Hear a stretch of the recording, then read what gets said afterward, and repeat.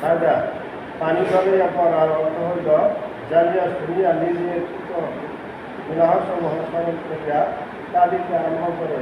আর ইহাও অর্থ হইতে পারে যে আবেগের প্রতি সহ্যে অনিচ্ছাকৃতভাবে সুখ হইতে অস্ত্র প্রবাহিত হয়।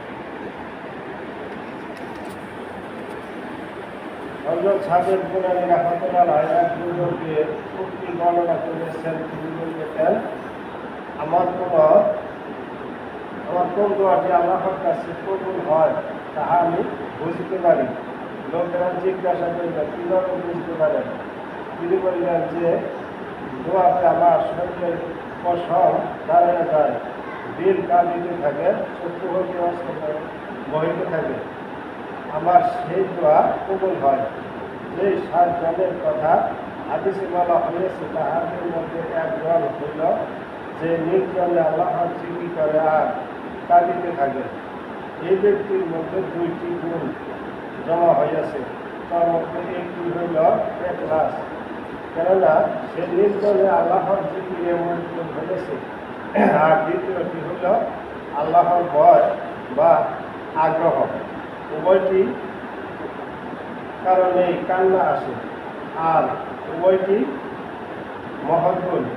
কবি বলেন, অর্থ প্রিয়জনের স্মরণে সারা রাত্র কান্নাকাটি করাই আমার কাজ, আর প্রিয়জনের ধ্যানে বিভোর হইয়া যাওয়াই আমার ঘুম। সুতরাং কারণ হাদিসে বর্ণিত হালিয়ান এর 2 অর্থ দেখিয়েছেন। এক অর্থ নির্জনে আল্লাহর জিকির করা, আর এক অর্থ হইল গায়রুল্লাহ হইতে দিলকে খালি করিয়া জিকির করা। আসল নির্জনতা ইহাই। এই জন্য সবচেয়ে উত্তম হইল উভয় নির্জনতা সহ জিকির করা। তবে যদি কেহ মজলিসে বসিয়া গায়রুল্লাহ হইতে দিলকে খালি করিয়া জিকির করে এবং কাঁদিতে থাকে, তবে সে উক্ত ফজিলতের অন্তর্ভুক্ত হইবে, কেননা তাহার জন্য মজলিস ও নির্জনতা উভয়ই সমান। যেহেতু তাহার দিল মজলিস তো দূরের কথা, সমস্ত গায়রুল্লাহ হইতে একেবারে খালি, কাজেই মজলিস তাহার মোটেও ক্ষতিকারক হইবে না। আল্লাহর স্মরণে অথবা তাহার ভয়ে কান্নাকাটি করা অনেক বড় নিয়ামত। বড় ভাগ্যবান ওই সমস্ত লোক যাদেরকে আল্লাহ তাআলা এই নিয়ামত দান করিয়াছেন।